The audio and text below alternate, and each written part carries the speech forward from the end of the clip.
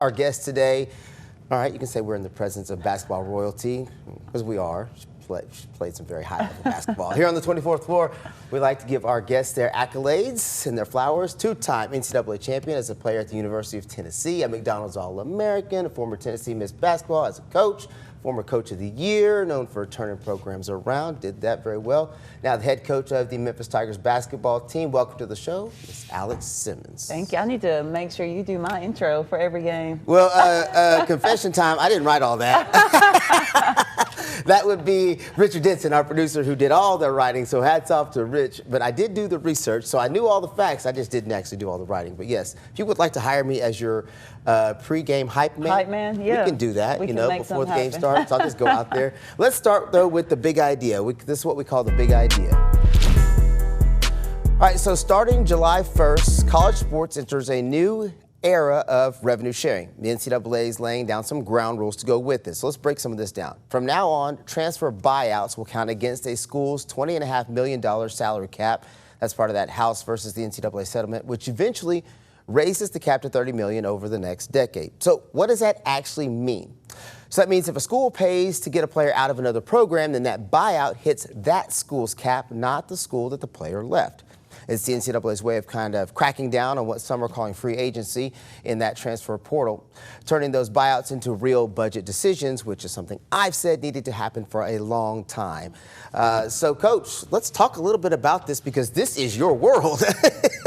You've got to live this world. A lot of head coaches become general managers and presidents.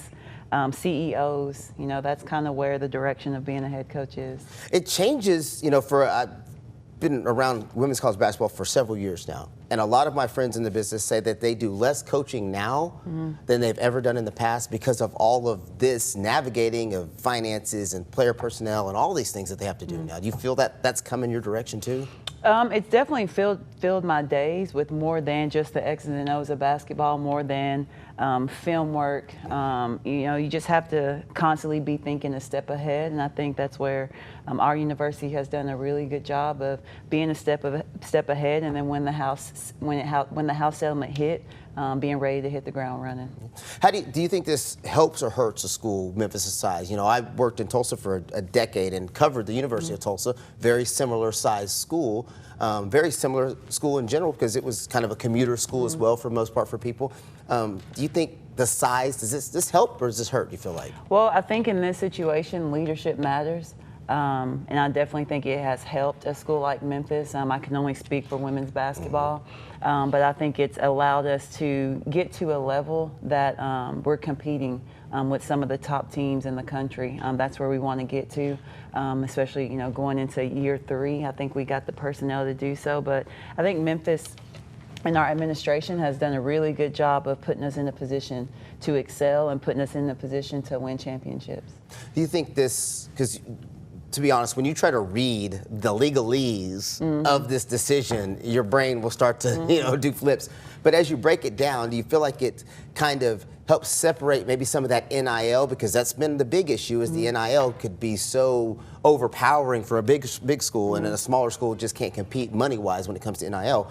But do you think this helps kind of negate some of that NIL advantage because now you have revenue share you can offer? Yeah, well, I think the biggest difference is NIL technically was never guaranteed. You kind of got to work a lot harder to get NIL, whether you're, you know, in a brand partnership or you're on commercials for a brand. You know, you're doing quick snippets on social media where revenue sharing, you know, it's there. It's not going to change.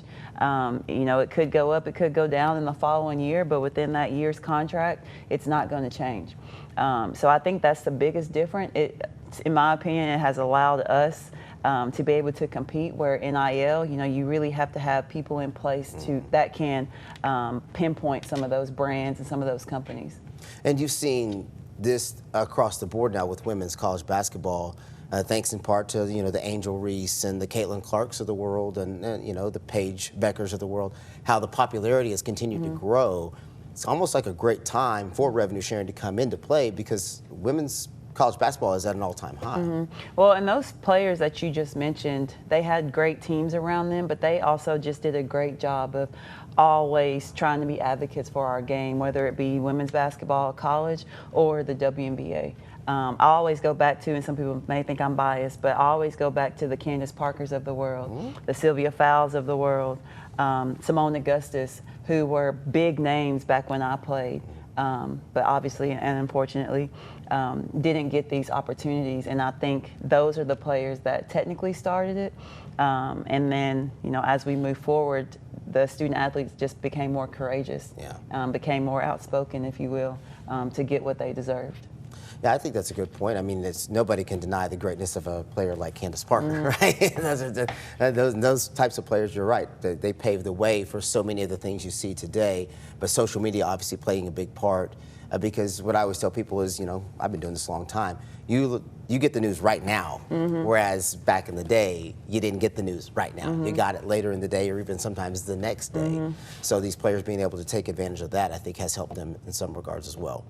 What do you think about this impact it'll have when it comes to the transfer portal? How does this settlement, how does this revenue sharing help or hurt you when you're trying to recruit out of the transfer portal, which is something you spend a lot of time having to do, every coach does anymore?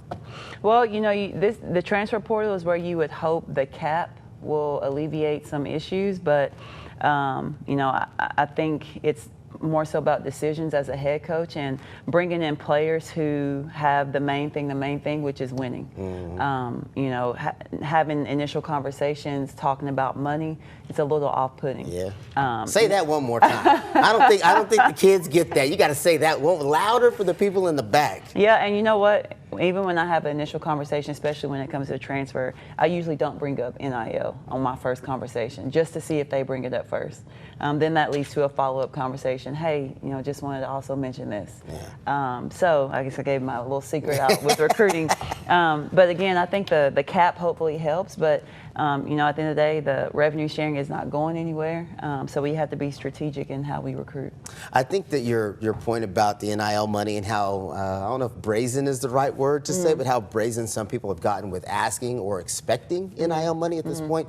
I have a friend of mine who coaches at another Division I, and she mentioned to me that she was getting DMs from people she hadn't even spoken to, saying, "Coach, I'd be interested if you can offer X amount of NIL money," which is just insane to me. Like, you're not even in a conversation at that point with that person. So I do think it's interesting that the cap could help in that regard. But when you're talking about NIL money and kind of those weird sometimes awkward conversations, could you give some advice to maybe any young players who are out there who are maybe going to be starting their process of talking to coaches, maybe some of the do's and don'ts? Yeah.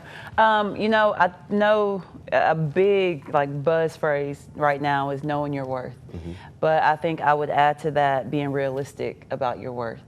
You have to, you can hold out as long as possible and, try to wait, but also at the same time, you have to know the positive and negatives of doing that.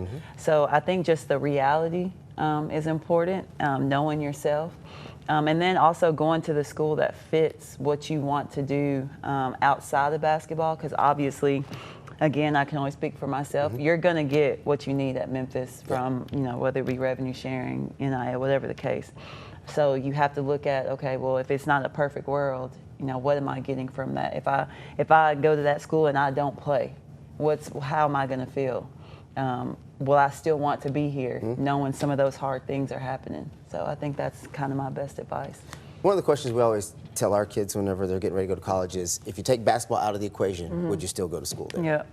And a lot of times if the answer is no, then that's probably not where you need to go, because there's always the chance that could happen, right? And so have you found that in your transfer portal conversations, because those are interesting, I think, your transfer portal conversations, have you been able to express the value of Memphis? Because I know there are some kids who only see dollar signs right now, unfortunately, because they get some bad advice, I would say. Well, I've said this before, that, I may have screwed us up in recruiting with a couple of student athletes, because they didn't see the value. I didn't feel like they saw the value in Memphis. They didn't see the value in me as a head coach and our staff. They just didn't see the value in it. And so you had to be picky about who we bring in our program. And I can say that with the roster that we've put together, NIL was not the first, second, and probably not even the third conversation that we had with all of our players right now.